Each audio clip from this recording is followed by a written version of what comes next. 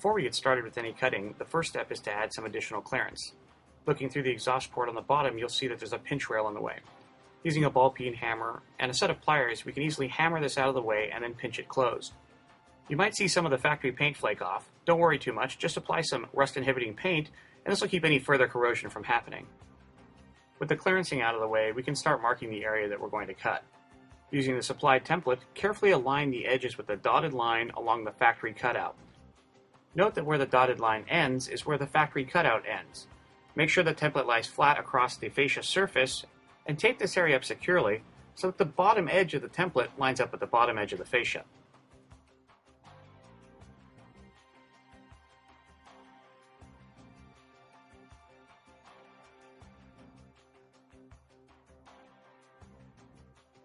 With the primary reference points taken care of, we need to look to each of the small tabs and all the reference corners.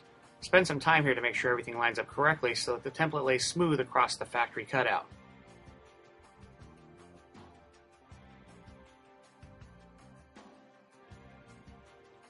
With a marker of contrasting color, follow the edge of the template all the way around the curve to the very bottom of the fascia.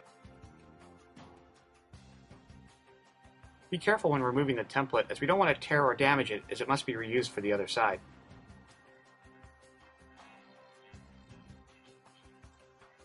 When you begin cutting, it's a good idea to start lower than the mark you actually need to cut to.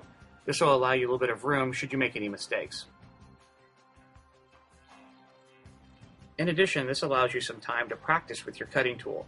Obviously, we're in an area where if you make a mistake, it's not going to be detrimental to your cutout. With each progressive cut, we should be moving closer and closer to the line until we actually remove the line itself.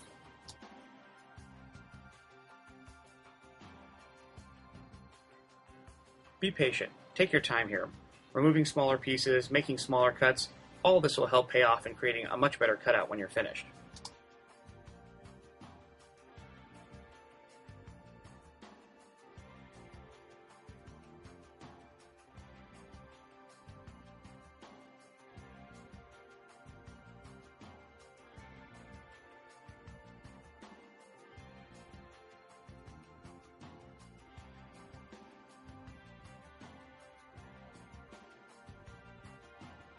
For the finishing touch, it's a good idea to follow the contour with a nice sharp blade to create a finished edge on both the inside and outside of your cutout.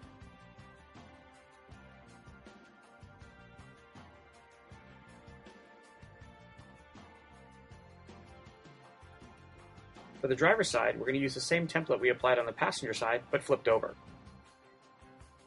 The remainder steps of tracing and cutting are identical from side to side.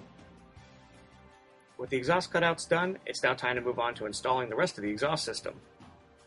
Starting with the muffler and tip assemblies, it's easiest to push them into the factory hangers and work your way forward.